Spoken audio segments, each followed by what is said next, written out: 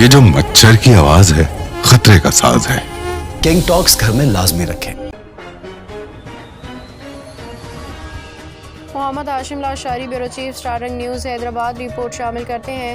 سندھ کے مشہور ترین شخصیت ملنسار محبت کرنے والی نفیس دادی لیلا وتی تلسی داس ہرچندانی، جو کہ ایک ماہر تعلیم دان عورتوں کے حقوق کے علمبردار کی مختصر سونہ حیات، ہمارے بیورو چیف حیدرآباد محمد ہاشم لاشاری کچھ اس طرح بیان کر رہے ہیں۔ حیدرآباد میں مارکیٹ ٹاور سے جیل روڈ ہیرآباد سے اگر گزرنا ہو تو اس تصویر دی گئی ہے جو آپ کو نظر آئے گی، جس پہ دادی الٹرا ساؤنڈ کا بورڈ نصف ہے، آپ کو ضرور نظر آئے گا۔ جی ہاں، یہ گھر حیدرآباد کی شخصیت اور سندھ دھرتی سے محبت کرنے والی سماج سدھار، عورتوں کی بھلائی، تعلیم کے لیے جدوجہد، موسیقی کے سروں سے واقف، سریلی آواز کی مالک، صوفی مزاج، تعلیم دان محترمہ دادی لیلاوتی تلسی داس ہرچندانی، جس کو سندھ کے تعلیمی ادارے دادی لیلا کے نام سے یاد کرتے ہیں۔ خواتین ان کو پہلے سے ہی دادی کے نام سے بلاتی تھی۔ لفظ دادی یعنی بہن سے لیا گیا ہے۔ دادی لیلاوتی شروع سے ہی اپنے آپ کو دادی لیلا کہہ کر مخاطب کرواتی تھی۔ دادی لیلا صاحبہ کا جنم چھوٹکی گٹی شاہی بازار حیدرآباد کو جاتے ہوئے سٹی تھانے والی چاڑی کے بالکل برابر والی وادوانی گٹی یعنی گلی کے گھر میں 20 دسمبر 1914 میں پیدا ہوئی۔ جب ان کی عمر تقریباً 10 سال کی ہوئی تو ان کے والدین یہ گھر چھوڑ کر ہیرآباد والے گھر میں منتقل ہو گئے۔ ان کے والد شری سرگواسی ہوسچند گھنشام داس رازوانی نے اپنی چاہ سے مین روڈ پہ ایک کشادہ گھر نو تعمیر شدہ خریدا اور اس وقت ہیرآباد نیا آباد ہوا تھا۔ ہیرآباد شہر کی خوشحالی بھائی بند اور عاملن کا رہائشی علاقہ تھا۔ عامل کا مطلب نوکری پیشہ فرد شہر کی تنگ گلیوں کو چھوڑ کر ہیرآباد میں رہنا پسند کرتے تھے۔ یہاں عاملن یعنی نوکری پیشہ لوگوں نے ایک الگ وارڈ بنایا تھا جس کو عامل کالونی کے نام سے یاد کیا جاتا ہے۔ شری ہوسچند وادوانی اور ان کی دھرم پتنی یعنی بیوی نینی بائی اپنے خاندان کے ساتھ رہنے لگی۔ اس گھر میں دادی لیلاوتی کے ساتھ ان کی بہن اور 6 بھائی ساتھ رہتے تھے۔ سرگواسی ہوسچند اپنی اولاد کی تعلیم پہ خاصی توجہ رکھتی تھی۔ اس نتیجے میں ان کا ایک بیٹا بول چند ڈاکٹر بن گیا جو بصرہ عراق میں ڈاکٹر کے طور پر کام کرتا تھا۔ دوسرا بیٹا ڈپٹی کلکٹر سبراج وکیل بھی تھا اور ان کی موسیقی سے بھی کافی محبت تھی۔ وہ ایک اچھے کمپوزر بھی تھے۔ لال چند وادوانی 1935 میں امریکہ میں تعلیم کی غرض سے چلے گئے، پھر ان کا انتقال وہیں ہو گیا۔ بھیرومل ایک بیپاری تھا اور ان کا ایک بھائی آئل کمپنی میں ایک اچھے عہدے پر فائز تھا۔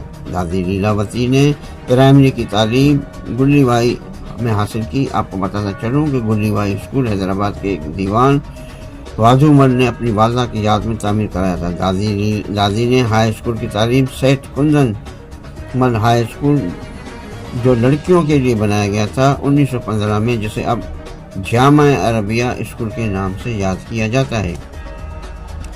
دادی لیلا نے کالج کی تعلیم دیارام گدومل نیشنل کالج کالی موری سے 1940 میں BA کی تعلیم حاصل کی، جو آج کل اسے گورنمنٹ کالج کالی موری کے نام سے یاد کیا جاتا ہے، جو اب ایک یونیورسٹی کا درجہ رکھتی ہے۔ دادی لیلاوتی کو بچپن سے ہی موسیقی کا شوق تھا۔ 1940 میں جب تعلیم مکمل کی تو انہیں بطور استاد کے طور پر ٹریننگ کالج میں بطور گائکی کی استاد کے طور پر رکھا گیا۔ ہم دادی لیلا کی زندگی کو 3 حصوں میں بیان کر سکتے ہیں۔ ایک حصہ جب پاکستان نہیں بنا تھا، دوسرا دور جب پاکستان بنا، اور تیسرا دور ملازمت سے اور ریٹائرمنٹ کا دور۔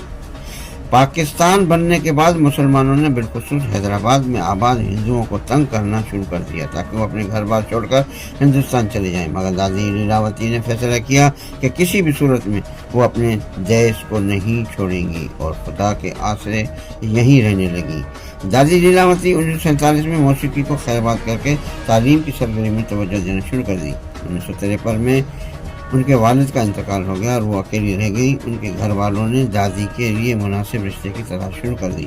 اسی سلسلے میں ان کے ایک بھائی اور بہن خصوصی طور پر انڈیا سے تشریف لائے اور اس طرح انہوں نے دادی لیلا کا رشتہ سینٹرل جیل حیدرآباد کے ایک ڈاکٹر شری تلسی داس کے ساتھ طے پایا اور یوں وہ رشتہ ازدواجی میں منتقل ہو گئی۔ दादी लीलावत तालीम खाते में कई औज़ों पर फ़ायदा नहीं और नेक नामी कमाई। हुकूमत पाकिस्तान ने उन्हें तालीमी खदमात के एवज़ उन्हें तमग़ा इम्तियाज़ से भी नवाजा। दादी को मौसीकी से काफ़ी लगाव था। उन्होंने मरहूमा रूबीना कुरैशी को मुतारफ़ करवाया। दादी के बारे में मरहूम नसीर मिर्ज़ा लिखते हैं कि एक दफ़ा वो अपने अजीज़ व अकारब से मिलने के लिए घर से हिंदुस्तान गई तो अचानक उनकी तबीयत ख़राब हो गई और उन्होंने नसीहत की कि मुझे फ़ौरन पाकिस्तान ले जाया जाए। अगर मेरी मौत हो गई तो मेरी अर्थी को गंगा के हवाले किया जाएगा, जो मैं नहीं चाहती।